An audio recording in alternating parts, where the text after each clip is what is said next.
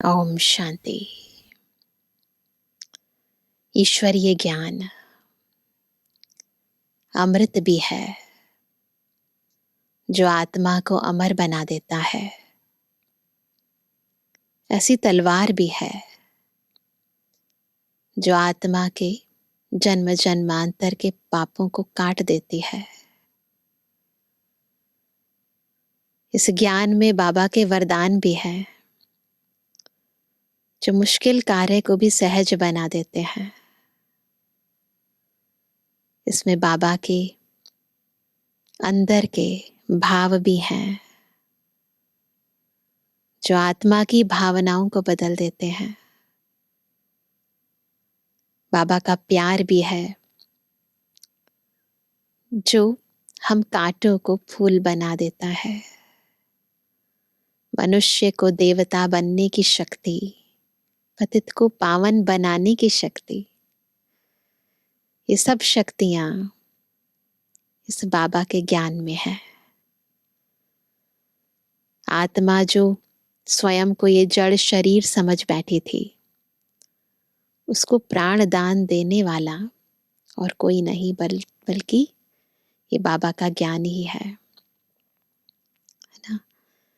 तो आज की मुरली ईश्वरीय ज्ञान का महत्व समझा रही है।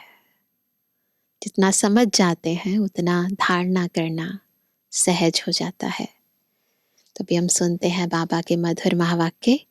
आज है 30 मार्च 2024। बाबा के महावाक्य हैं, मीठे बच्चे, प्राणदान देने वाला बाप है। वह नॉलेज ऐसी देते हैं जिससे प्राणदान मिल जाता है। ऐसे प्राणदान देने वाले बाप को प्यार से याद करो। प्रश्न है, किस आधार पर 21 जन्मों तक तुम्हारे सब भंडारे भरपूर रहते हैं? क्या है आधार? आज तो सबको पता चल गया होगा ना। उत्तर है, संगम युग पर तुम बच्चों को जो नॉलेज मिलती है, यह सोर्स ऑफ इनकम है। इस पढ़ाई के आधार से ना सब भंडारे भरपूर हो जाते हैं। इस पढ़ाई से 21 जन्मों की खुशी मिल जाती है। ऐसी कोई चीज नहीं जिसके प्राप्ति की इच्छा रहे। बाबा नॉलेज का दान ऐसा देते हैं जिससे आत्मा क्या से क्या बन जाती है ना। ये सब किससे होता है? इस नॉलेज से, इस ज्ञान से। ओम शांति। भगवान वाच सालीग्राम समझते हैं। सब बैठे हैं सालीग्राम। तो सालीग्राम समझते हैं, शिव बाबा हमको पढ़ाने आते हैं। बच्चे जानते हैं, वही सृष्टि के आदि मध्य अंत को जानते हैं। बच्चों को अब कोई नई बात नहीं लगती, समझ में आ गया है। मनुष्य तो सब भूले हुए हैं। जिसने पढ़ाया उनके बदले पहले नंबर में पढ़ने वाले का नाम डाल दिया है। शिव बाबा के बदले श्री कृष्ण का नाम डाल दिया है। तुमको पढ़ते पढ़ते यह बात सिद्ध करनी है। भारत के शास्त्रों की ही बात है और धर्म के शास्त्रों की नहीं। भूल ही भारत के शास्त्रों की है। तुम्हारे सिवाय यह बात और कोई सिद्ध नहीं कर सकता। बच्चे जानते हैं यह अनादि ड्रामा है, फिर भी रिपीट होगा। तुम मनुष्य मात्र को सुधारने का पुरुषार्थ करते हो। मनुष्य जब सुधरते हैं तो दुनिया ही सुधर जाती है, क्योंकि दुनिया वालों से बनी है ना। और उसमें भी सर्वश्रेष्ठ आत्मा तो मनुष्य आत्मा है। सतयुग है सुधरी हुई नई दुनिया और कलयुग है कंट्रास्ट, अनसुधरी हुई पुरानी दुनिया। यह भी तुम बच्चे अच्छी रीति समझते हो और धारण कर समझाने लायक भी बनते हो। इसमें बड़ी रिफाइननेस चाहिए। बाबा तुमको कितना रिफाइन कर समझाते हैं, सुधारते हैं। ज्ञान ना बहुत रिफाइननेस से समझाते हैं ना, तो समझ में आता है, मोटे तौर पर नहीं, महीनता से।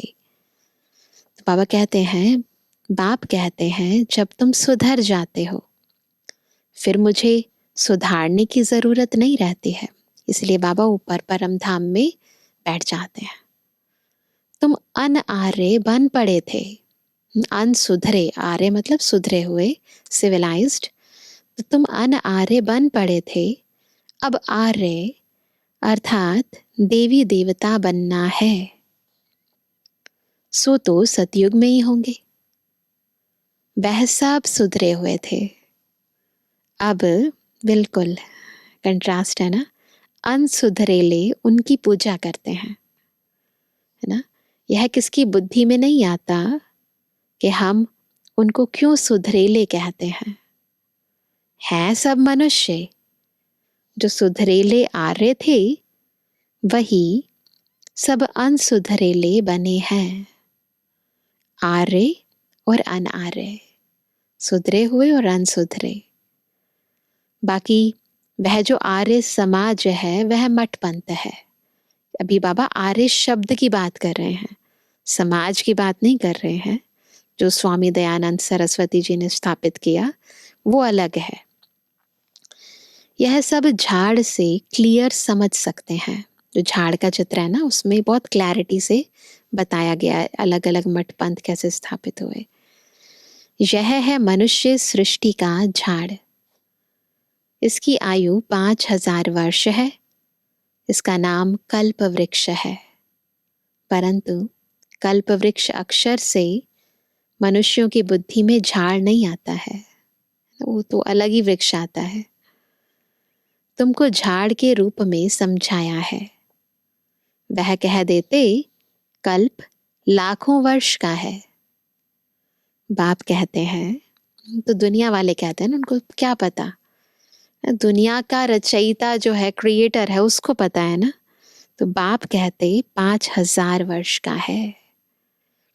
और कोई कितनी आयु सुनाते, है ना, कोई कितनी, पूरा समझाने वाला कोई है नहीं है, बस बताते हैं। क्लैरिटी से तो कुछ भी नहीं बताते।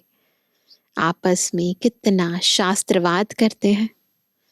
तुम्हारी तो यह रूह रिहान है। हम कोई ऐसे झगड़ते नहीं है, शास्त्रवाद नहीं करते हैं, एक दूसरे को गिराने की कोशिश नहीं करते हैं।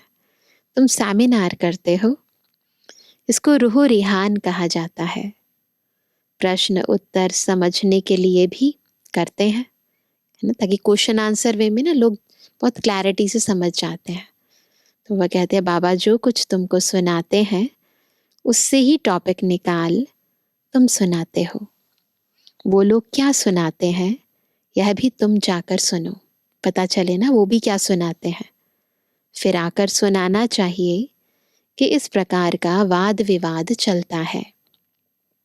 पहले तो यह समझाना है कि गीता का भगवान कौन।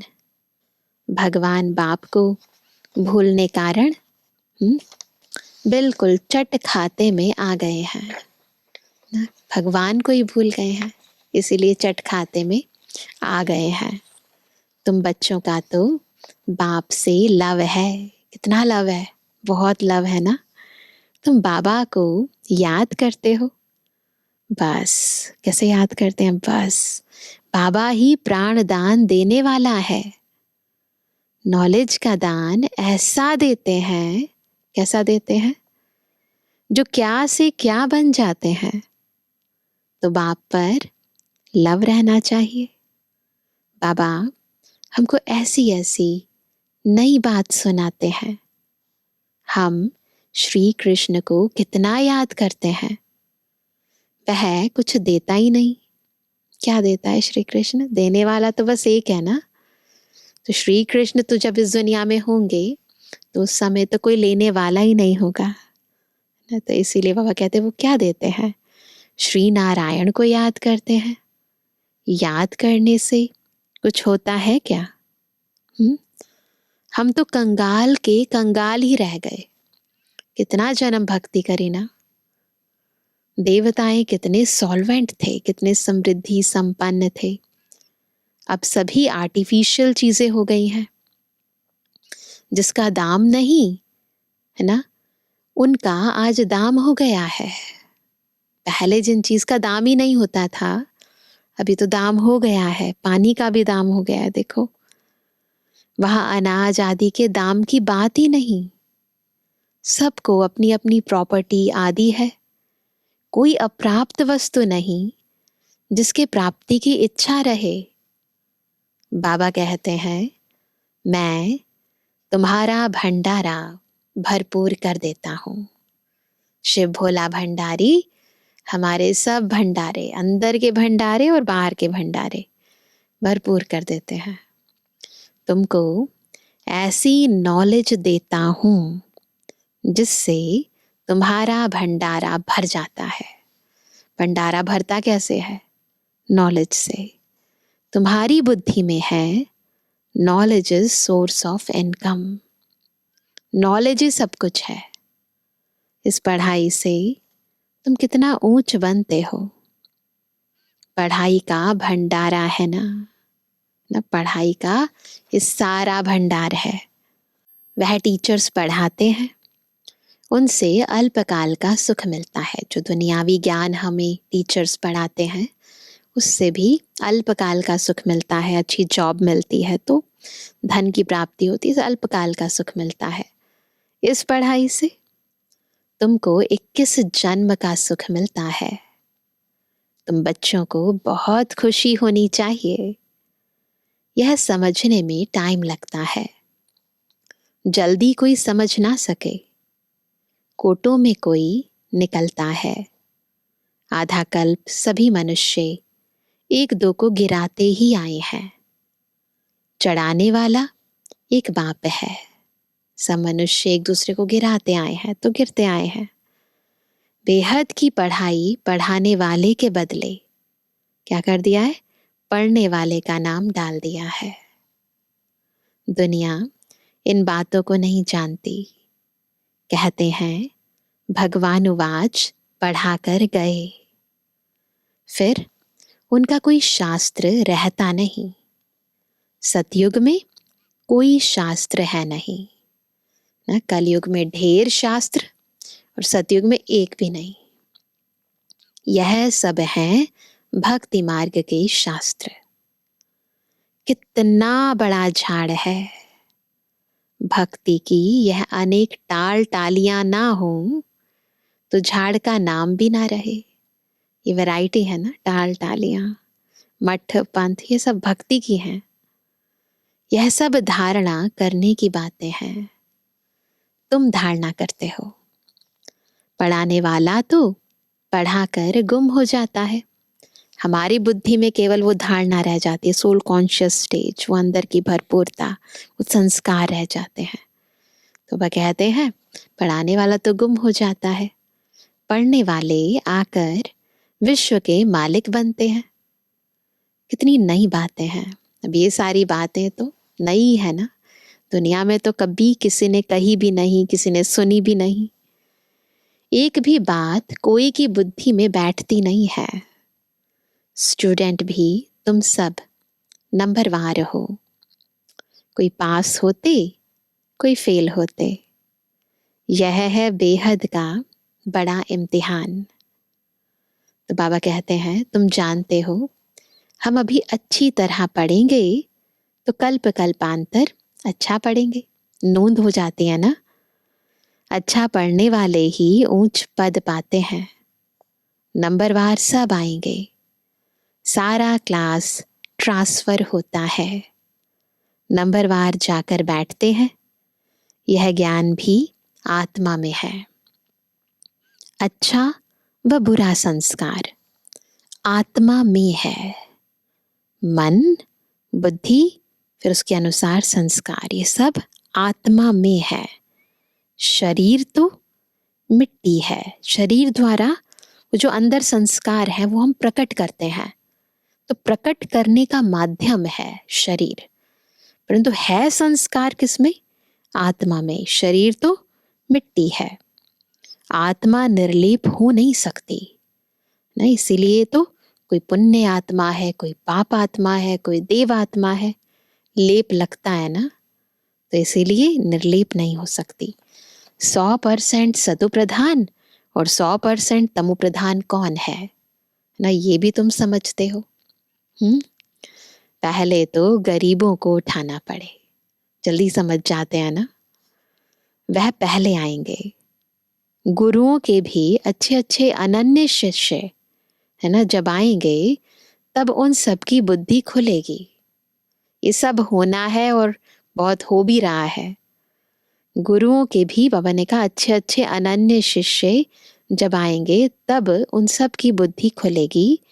देखेंगे यह तो हमारे ही पत्ते निकलते जाते हैं, यहाँ के जो होंगे वह तो निकल आएंगे। देखो कितने हमारे बाबा के बच्चे पहले साधु से सन्यासी थे, फिर सब कुछ छोड़ छाड़ के फिर बाबा के बच्चे बने, तो फिर उनको भी बुद्धि में आता है ना कि देखो कुछ तो है ना यहाँ पावर। बाप आकर नया झाड़ शुरू करते हैं। जो और धर्मों में जाकर पड़े हैं वह सब लौटेंगे, फिर भी अपने भारत में ही आएंगे, सब आएंगे लौटकर। भारतवासी ही थे ना, हमारी डाल के जो हैं वह सब आ जाएंगे। अभी तो देखो सब फॉरेन कंट्रीज से बाबा के बच्चे निकल पड़े हैं और आते हैं, तो उनको भी यही लगता है कि हम मूल रूप से भारतवासी ही हैं। खुद अनुभव सुनाते हैं कि हमें ऐसा लगता है कि हम यहीं के थे, बस सेवा के लिए, एक जन्म के लिए या 2 जन्म के लिए हमने दूसरी कंट्री के अंदर जन्म लिया। तो बाबा कहते हैं कि आगे चलकर तुम सब समझते जाएंगे।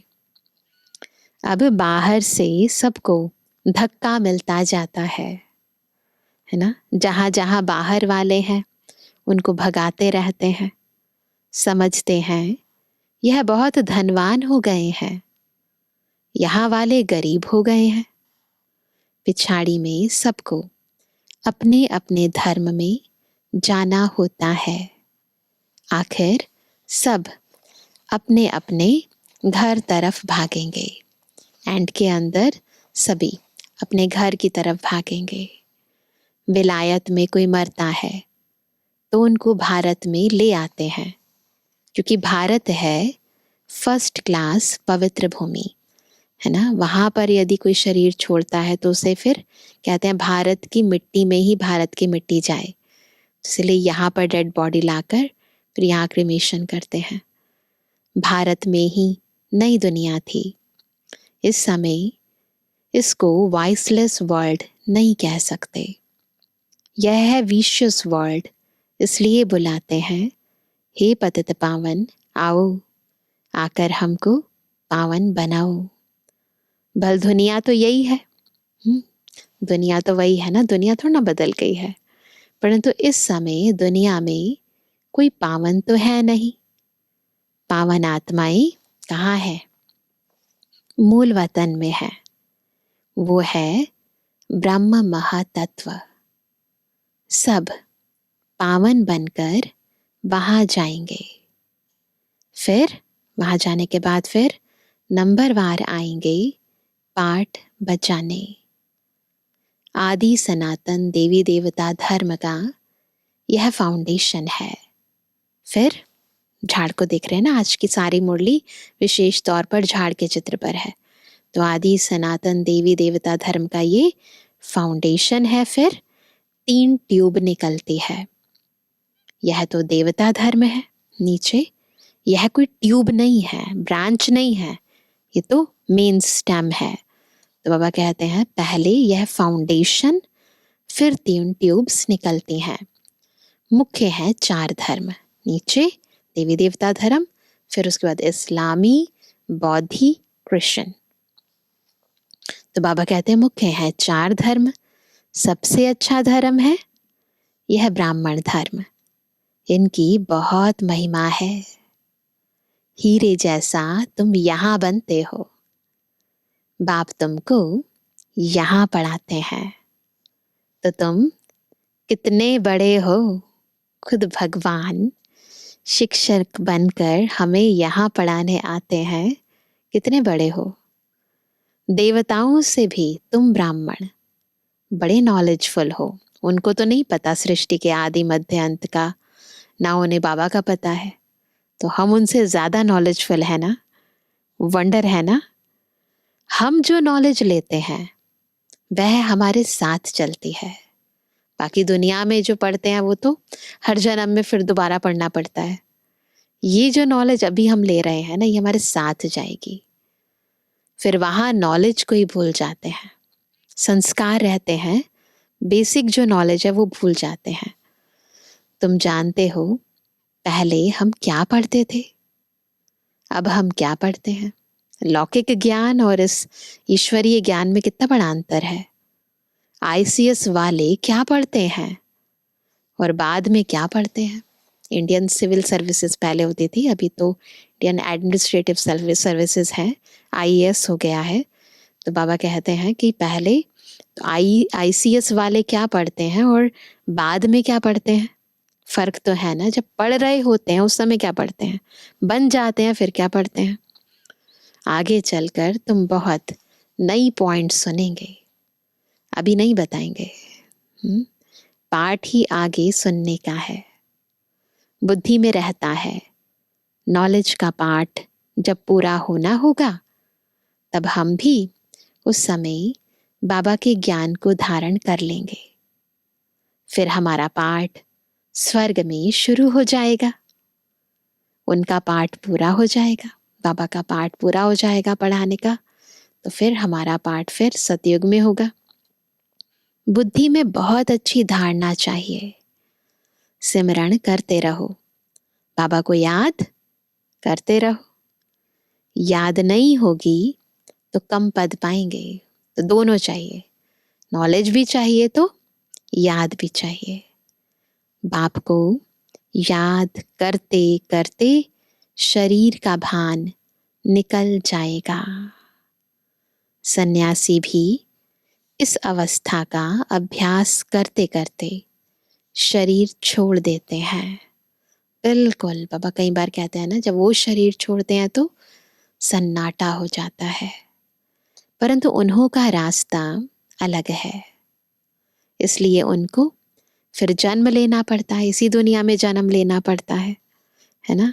फॉलोअर्स समझते हैं वह ब्रह्म में लीन हो गया, फिर वापस आ नहीं सकता, ऐसे वो समझते हैं।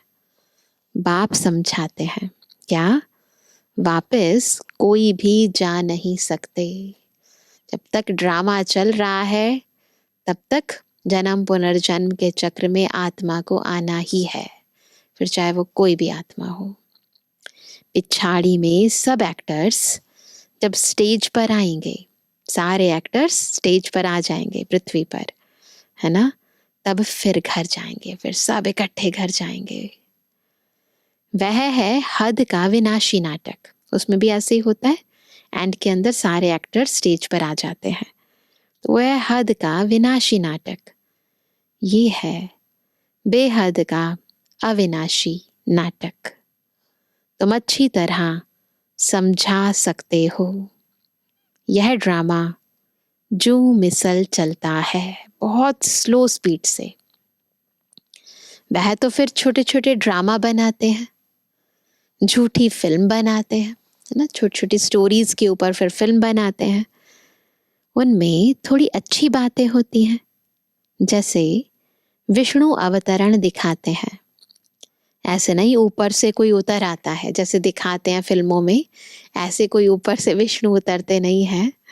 तो वह कहते हैं लक्ष्मी नारायण पाठ बजाने आते हैं, बाकी ऊपर से कोई नहीं आते हैं ना। अब तुम बच्चों को बाप पढ़ाते हैं, तब यह बातें तुम सब समझ सकते हो। पहले तुम भी तुच्छ बुद्धि थे, अब हमें सब कुछ क्लैरिटी से समझ आती है। कैसे लक्ष्मी नारायण आते हैं, कैसे पाठ बजाते हैं, कैसे सृष्टि का चक्र चलता है।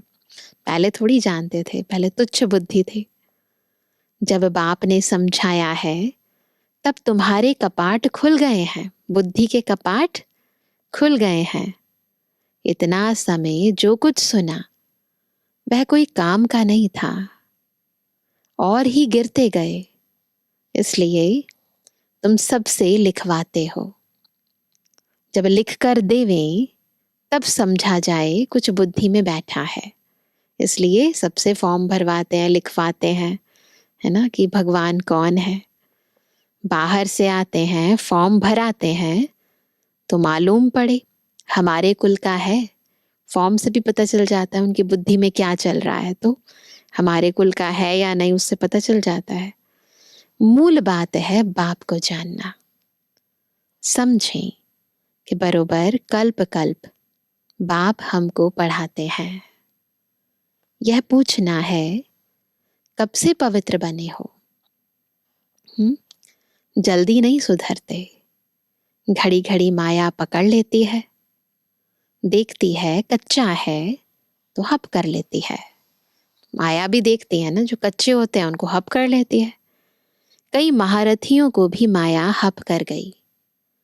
शास्त्रों में भी मिसाल अभी के हैं, जो दिखाते हैं ना गज को ग्राह ने खाया, वो जो एग्जाम्पल्स देते हैं वो अभी के हैं। मंदिर में भी घोड़े सवार महारथी प्यादे आदि दिखाते हैं। दिलवाड़ा मंदिर में महारथी दिखाते हैं, हाथी पर सवार, घोड़े पर सवार, फिर पैदल, है ना, तो सब दिखाते हैं। तुम अब अपना यादगार देखते हो। दिलवाड़ा टेम्पल हम ब्राह्मणों का यादगार है। तो बाबा कहते हैं जब तुम बन जाएंगे तो भक्ति उड़ जाएगी। जब इस स्टेज तक पहुंच जाएंगे तो भक्ति उड़ जाएगी। तुम किसको माथा नहीं टेक सकते हो। तुम पूछेंगे यह कहाँ गए, माथा नहीं टेक सकते।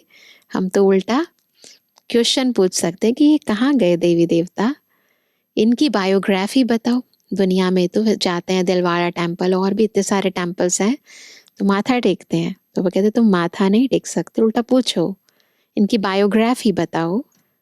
बाबा ने तुम बच्चों को नॉलेजफुल बनाया है, हमें तो सबकी बायोग्राफी पता है ना, तब तुम पूछते हो। तो नशा रहना चाहिए। पास विद ऑनर 8 होते हैं। इतना निश्चय बुद्धि, इतना नशा पास विद ऑनर वाले बच्चों को होता है। तो पास विद ऑनर 8 होते हैं। यह बहुत बड़ा इम्तिहान है। अपने को देखना है। हमारी आत्मा पवित्र बनी है, खुद ही देखो। बैटरी भरेगी तब जब योग होगा। बाप से योग होगा तो सतो प्रधान बनेंगे। तमु प्रधान आत्मा वापस नहीं जा सकती है। ये भी ड्रामा है। वहां दुख देने वाली कोई चीज नहीं है। गायें भी सुंदर हैं। कहाँ सतयुग में श्री कृष्ण के साथ गायें कितनी सुंदर दिखाते हैं। चित्रों में भी कितनी ब्यूटीफुल होती है ना वो गायें। बड़े बड़े आदमी का फर्नीचर भी सुंदर। पापा कहते हैं ये जो जानवर हैं, पशु पक्षी, ये सब फर्नीचर की तरह है, क्योंकि ये रंगमंच है ना। तो मुख्य किरदार में तो तुम आत्माएं हो, बाकी सब चीज़ें उसकी सजावट के लिए, उसको ब्यूटीफाई करने के लिए है। तो फिर इसीलिए अगर वहाँ पर आत्माएं प्योर हैं, पवित्र हैं, है ना, तो आत्माएं इतनी शक्तिशाली हैं, तो उनका फर्नीचर भी सुंदर ही होगा, सब चीज़ें स्थूल सूक्ष्म। गाय अच्छा दूध देती है तब तो दूध की नदियाँ बहती हैं। ऐसे प्रैक्टिकली दूध की नदियाँ नहीं होती, संपन्नता की निशानी है। अब यहाँ नहीं है। अभी तुम नॉलेजफुल बन गए हो, सब कुछ पता चल गया ना। बाबा नॉलेजफुल, सारा ज्ञान हमारे अंदर, तो हम भी मास्टर नॉलेजफुल। इस दुनिया को तुम तुच्छ समझते हो। इनका सारा किचड़ा स्वाहा होना है। फिर सारा किचड़ा निकल सब स्वच्छ बन जाएंगे। हम अपनी राजधानी में जाते हैं, उनका नाम ही है, क्या है हमारी राजधानी का नाम? बड़े सारे नाम है ना शास्त्रों में, पर मुख्य नाम क्या है? तो उनका नाम है स्वर्ग। सुनते ही खुशी होती है ना खुशी। अच्छा मीठे मीठे सिकंदे जवानी बच्चों पे जुबानी बाप दादा का दिल जान सको प्रेम से नंबरवार प्रसाद अंसार यादगार और गुणवानी। हम रूहानी बच्चों की रूहानी बाप दादा को गुड मॉर्निंग, नमस्ते नमस्ते नमस्ते। धारणा के लिए मुख्य सार पहला, इस अनसुधरी पुरानी दुनिया को सुधारने के लिए स्वयं को सुधारना है। पहले स्वपरिवर्तन, है ना। अपनी बुद्धि को बाप की याद से रिफाइन बनाना है।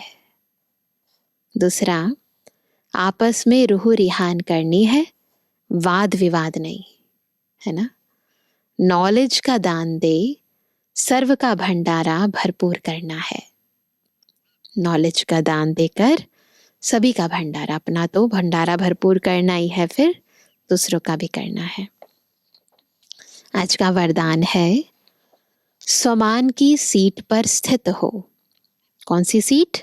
स्वमान की सीट पर स्थित हो, शक्तियों को ऑर्डर प्रमाण चलाने वाले विशाल बुद्धि भव। कैसे बनेंगे विशाल बुद्धि? जब स्वमान की सीट पर स्थित होकर शक्तियों को ऑर्डर प्रमाण चलाएंगे। अपनी विशाल बुद्धि द्वारा सर्व शक्तियों रूपी सेवाधारियों को, सर्व शक्तियां हमारी सेवा पे हैं, सेवाधारी हैं, इन शक्तियों को, इन सेवाधारियों को समय पर कार्य में लगाओ। विशाल बुद्धि से पता चलता है कि किस टाइम किस शक्ति की जरूरत है ना। जो भी टाइटल डायरेक्ट परमात्मा द्वारा मिले हुए हैं उसके नशे में रहो। कितने सारे टाइटल रोज बाबा देते हैं, उनके नशे में रहो। मैं कौन हूँ? मैं मास्टर सर्वशक्तिमान हूँ, मैं मास्टर ज्ञान सूर्य हूँ, मैं ब्राह्मण कुलभूषण हूँ ना, मैं रूहे गुलाब हूँ। तो उनको स्मृति में लेकर आओ, नशे में रहो। स्वमान की स्थिति रूपी सीट पर सेट रहो। तो सीट पर बैठेंगे तो सर्व शक्तियां सेवा के लिए सदा हाजिर अनुभव होंगी, आपके ऑर्डर के इंतजार में होंगी। तो वरदान और वर्षे को कार्य में लगाओ। मालिक बन, योग युक्त बन, युक्ति युक्त सेवा सेवाधारियों से लो तो सदा राजी रहेंगे। बार बार अर्जी नहीं डालेंगे, कहना नहीं पड़ेगा बाबा को। बस स्वमान की सीट पर स्थित हो जाओ, वहां बैठ जाओ और फिर ऑर्डर करो तो सारी शक्तियां सेवाधारी बनकर हाजिर हो जाएंगी। स्लोगन है, कोई भी कार्य शुरू करने के पहले क्या करना है? विशेष यह स्मृति इमर्ज करो। क्या? कि सफलता मुझ श्रेष्ठ ब्राह्मण आत्मा का जन्म सिद्ध अधिकार है। तो आज हम यही अभ्यास करेंगे। कोई भी कार्य, छोटा हो या बड़ा हो, सबसे पहले कार्य शुरू करने से पहले याद करेंगे, मैं कौन? है ना, मैं सफलता स्वरूप आत्मा हूं। सफलता मेरा जन्म सिद्ध अधिकार है। महसूस करेंगे जैसे बाबा ने सफलता स्वरूप का तिलक लगा दिया है। सफलता हमारा जन्म सिद्ध अधिकार है। अच्छा, ओम शांति।